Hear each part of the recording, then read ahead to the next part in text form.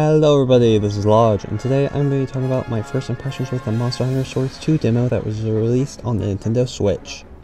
Now this is a sequel to the Monster Hunter Stories game on the 3DS that was released like 5 years ago, but as far as I can tell there's no real story connection, and I have not played the first one yet, so I have no real expectations as for what these games should be.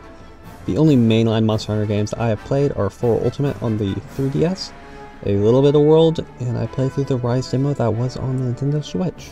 Well, we start the game, and like other Monster Hunters, you can customize your character. I decided to choose a girl character since I did it in the Phantasy Star 2 video, and there are a few choices that you can go with. You can do all the basic stuff you can expect in a character creator with nothing really wowing me that I would think every other game should have in their character creation, but in the end this is what I went with, and I thought it looked kinda cool. And we start off the demo with a cutscene of a tribe of people singing and dancing. This goes on for quite a while and shows that the people in this world even ride the various monsters that are in the main game. Then after that we see another cutscene of a girl that looks really similar to Linkle from Hyrule Warriors running from some guards and finding a Rathalos. You know that dragon that you can find in Smash Bros. Ultimate? Well, they give Linkle an egg, and then the guards find them and decide to attack the huge dragon. Which was probably a bad move since it seems like everyone but this kid died. Or at least got really hurt. Then the Rathalos just dips and flies away. We cut back to the village tribe and all of the water is going like a dark red, which is never a good sign. Then a lot of Rathaloses are just up and flying away. And I learned that those Rathalos were like guardians or something really important to this tribe. But then we learned that one Rathalos had like the wings of ruin, which honestly does not sound that good. Then we finally start to go on our way to become a rider, even though we look super young. Like, is this smart to have a kid fighting against all these monsters? But anyway, we find some cool gear, and we finally get to walk around. And I gotta say it here, I love this game's art style. It reminds me of Wind Waker with everything being so bright and colorful.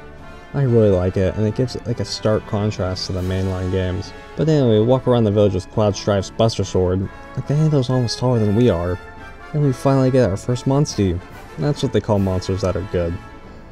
We get this cool blue Velociraptor Monstie, and we get this book, and Kano literally says menu. Like, they're not even trying to hide some sort of game logic to this. Next we get to our first open area, and we see a lot of it. Here we get to actually ride our Monstie, which I think is super cool, and we see some monsters that we need to fight. And here's where we learn a lot about the battle system. Now this battle system does something that usually in JRPGs I do not like. You can only control like one character and the rest are controlled by the AI. But for some reason, at least in this little I played, I didn't really mind it too much. And well, the main thing in this game is basically a rock, paper, scissors system, which basically reminds me of another dinosaur DS game, where you draw out the dinosaurs. Anyway, the gameplay is pretty interesting as you find out which move the enemy will use, and you just use the opposite. And when they're coming at you, you do this cool like anime attack thing. And this is where the rock, paper, scissors system really matters, since whoever does the right move will deal more damage to the opponent. And yeah, the AI will do like whatever. It's kind of a shame that you can't control them, but oh well, that could have caused some like balancing issues or something. Oh, and also at least on the Nintendo Switch, the loading into the battles takes like a super long time, which is kind of weird. But anyway, as we move on, you can do what you do in other Monster Hunter games, basically taking like random things off the ground, like mushrooms and beehives. And then we make our way up to the end of this section. We see a cutscene where a flamingo monster is trying to catch an egg. And here we find a character that has like one of the weirdest designs for a cat that I've ever seen. Also, the voice actor gives him like changes in his lines. It's like sometimes he's southern, sometimes he's not. Somehow different. With my whip beyond compare and unparalleled flair, you're absolutely right! I'm not like other felines now that you mention it. I'm the legend, the feline hero. That's right, I'm Naviru! Naviru?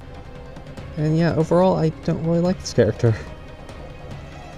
But then we fight the flamingo, and it's basically the same as what we've done for the past couple battles, except Kena actually helps out this time.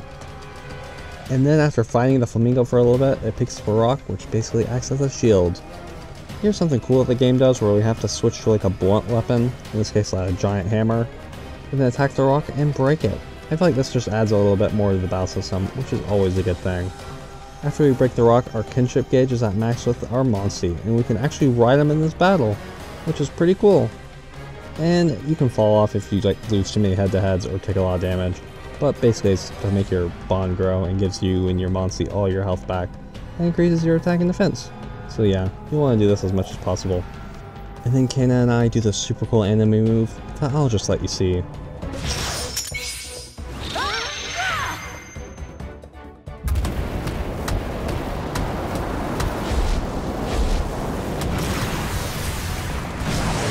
This'll put you out of commission.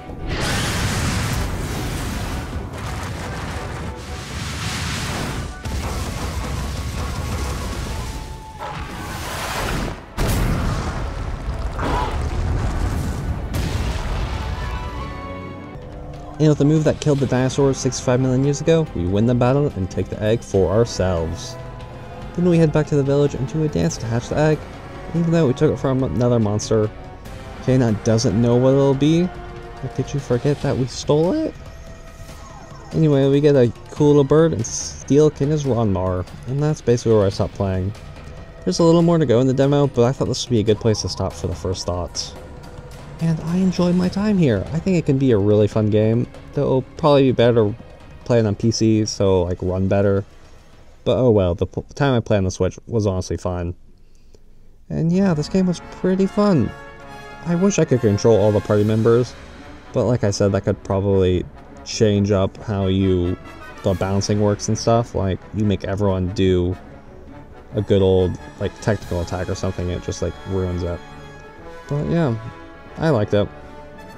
And if this looks fun to you, you can download it on the Nintendo eShop. The demo anyway.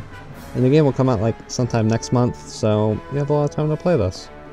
But anyway, I hope you enjoyed the video, have a good day, and goodbye.